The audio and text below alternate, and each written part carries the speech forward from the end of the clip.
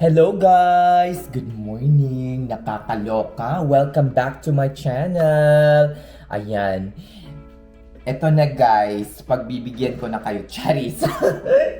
May nag-comment doon, vlog naman daw ako tungkol sa day in a life ko, Charis. Ano ako, artista?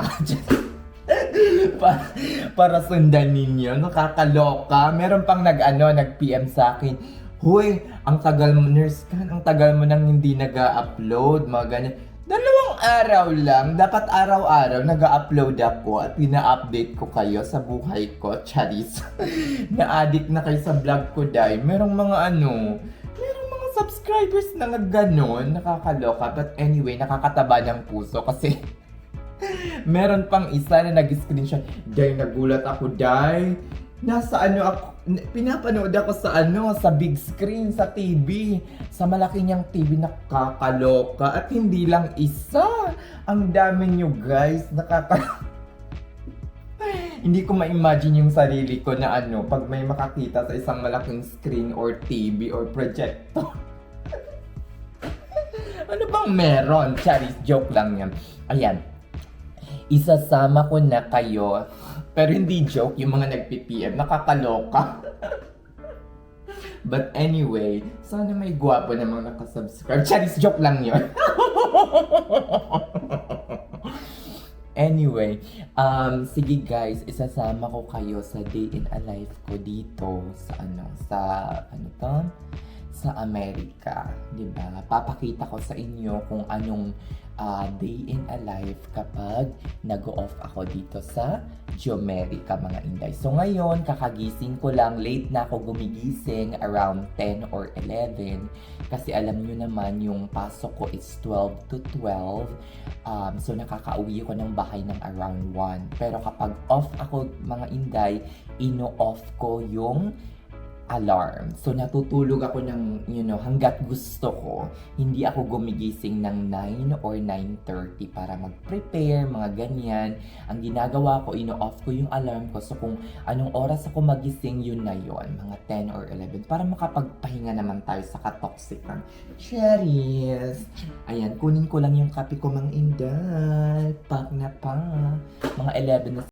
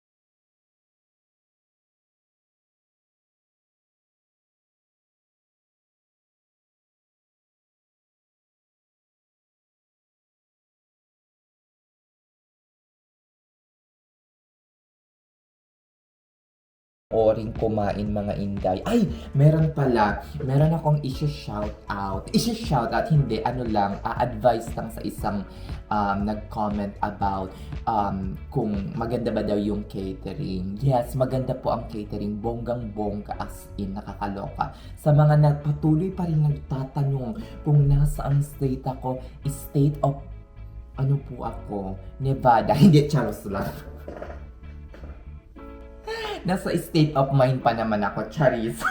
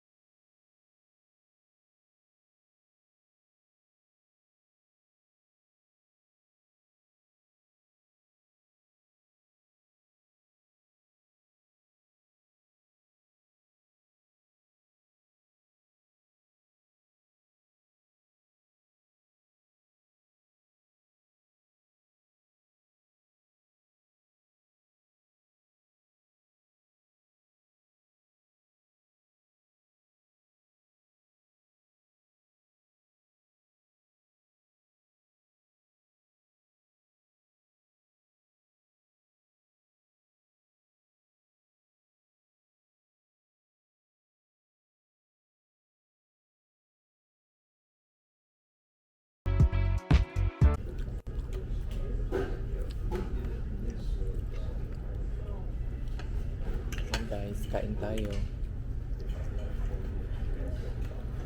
Hindi ako nakakamay ngayon. Chicken tenders. Hindi ako nakakamay ngayon kasi nasa labas tayo. Hindi naman, palagi akong nagkakamay.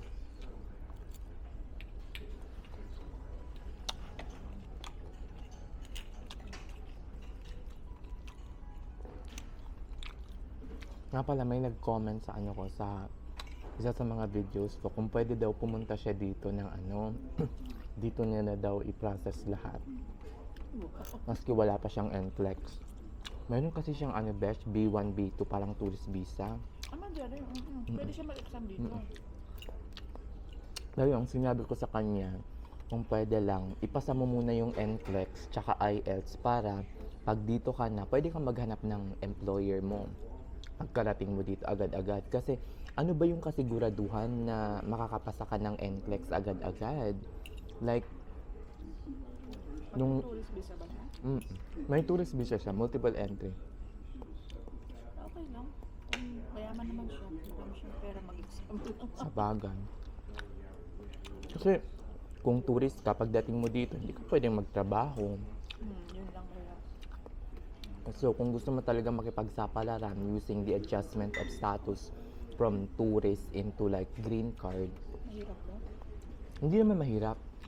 I mean, ano pala, okay lang kasi nurse pala siya. Mahirap pang mga ibang profession.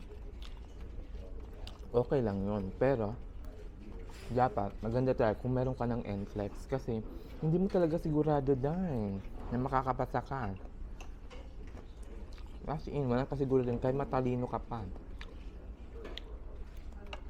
Walang kasiguraduhan na makukuha mo yun in first state. Kaya kung ako sa'yo, mag-NCLEX ka muna, ipasa mo yung IELTS, and then kung sa tingin mo ay mas okay na pumunta ka muna dito at ayaw mo nang mag-intay, gamitin mo yung US tourist visa mo kung valid pa, go ka na. Ang magiging advantage mo lang is that pagkarating mo dito, pag na-file na yung I-140 mo, kahit wala ka pang green card, pwede ka nang mag-work ata. Pwede ka na, kahit pending pa, waiting ka for green card. Yun ang magiging advantage mo. Pero, yung status mo, hindi ka pa rin permanent resident, maski nag-work ka na. Pero at least, nakaka-earn ka na ng money while waiting for your green card. Nagtuturi siya, tapos nag-exam, nakapasok. Pero parang hindi siya makapag-work. Kasi yun nga. Pwede ata, besh, pag pending, pag meron ka ng pending application, i-allow ka na mag-work. Basta approve na yung I-140 mo. Pero kung ako sa inyo, dahil hindi ako pupunta dito nang walang green card. Ang daming mahirap kumilos. Correct, mahirap kumilos dahil gaganituhin ka ng mga employer mo. Sasakalin ka. Hirap Correct. mag-umpisa, di ba? Sasakalin ka dahil wala kang dito, kumbaga confidence. Dahil so kung ako sa inyo, kung wala pa kayong NCLEX, mag-take ng NCLEX IELTS, go to Middle East kung kaya ninyo. Gain your bedside nursing experience and then punta dito. I miss Middle East. Tikman nyo muna yung mga Arabo, kagaya ng ginawa ko. Charis. Sige na, mahaba na tong clip na to. Next na. Ayan, hello guys. Ano na? Nakakaloka. Ano na ngayon? 6:30 na, pero nakikita nyo naman sobrang liwanag pa. Papunta ako ng gym ngayon and yung last itinerary natin. Charis! Baka mag-Costco ako or mag-Kroger. Depende kung late na talaga. Kung late na, baka Kroger na lang kasi nagsasara ang Costco ng 8:30 dito sa amin. At yung Kroger ng mga 11 naman. Medyo late kasi yung Kroger. Pero tingnan natin, 6:30 na kasi. So baka matapos ako 8 o'clock at hindi na ako makaabot sa Costco. Baka matapos ako ng 8 o'clock or 7:30. Pag matapos ako ng before 7:30, which is impossible kasi magdadrive pa ako papuntang Costco. So siguro Kroger na lang. siguro. Kasi baka makalabas ako ng gym at dating ng grocery kasi siguro mga 10 minutes drive din from grocery papuntang Costco. So medyo malayo-layo din. Kung dito sa amin ako manggagaling, ayoko din namang mag-Costco muna. Gusto ko magpapawis muna after ng mga kinain namin ni Anissa. Nakakaloka. O siya, sige na mga Inday, see you at the gym. Nakakaloka. Papainit pa pala ako ng car. Dumainit dito sa loob, pero syempre yung makina. Okay, see you guys! Ayan guys, nandito na tayo finally. Kaloka. Magsi 6:30 na, baka hindi nga ako umabot sa Costco. Siguro ano na lang, baka mag-Kroger na lang ako. Ayan, baka hindi na makapag-video sa loob. Kasi nga, parang bawal ata ang video taping dito.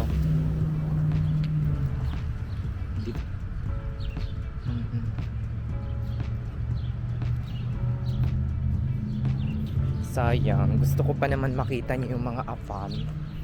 Yung mga apam na mga masasarap. Kaloka.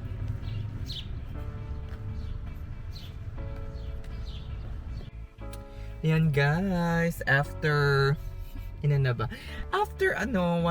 hours tapos na ako mag-workout. Ayan, pabalik na ako ng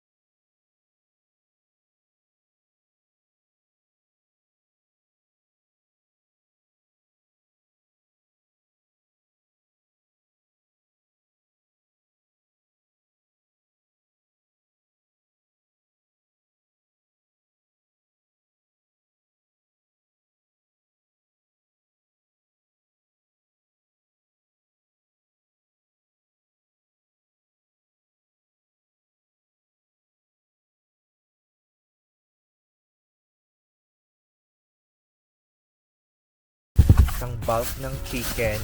Magkano ba to? Alam ko nga. Ano ata to eh? 4 pounds, 5 pounds. Siguro mga 2 kilo yan. Tapos, 3 itlog na tagto 12 pieces. Ayan.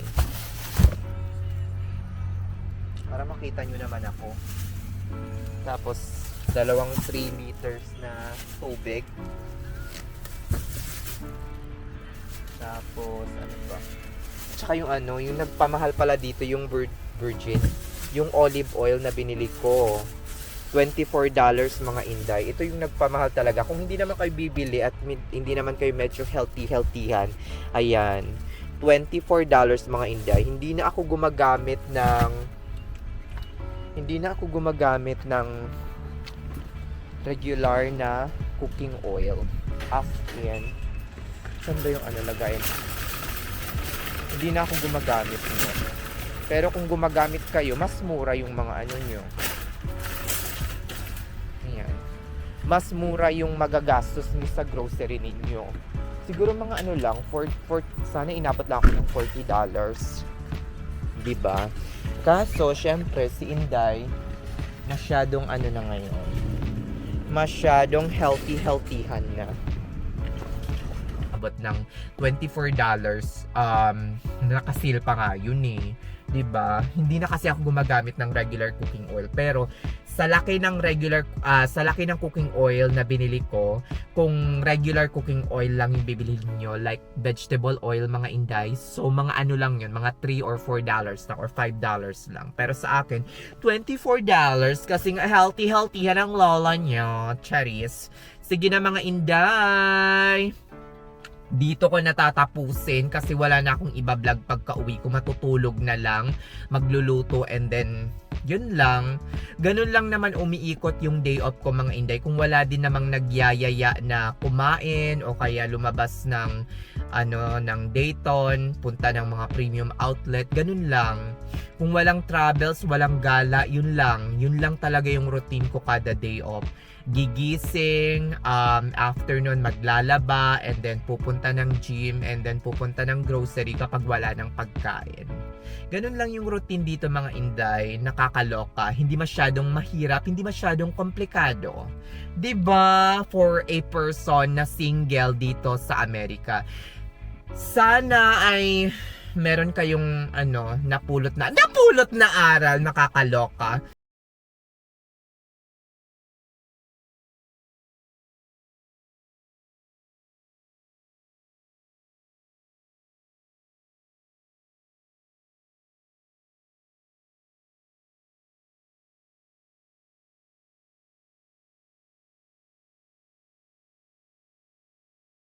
Kakaloka. Charis lang. Sige na mga inday, babush na. See you on my next vlog. Bye-bye.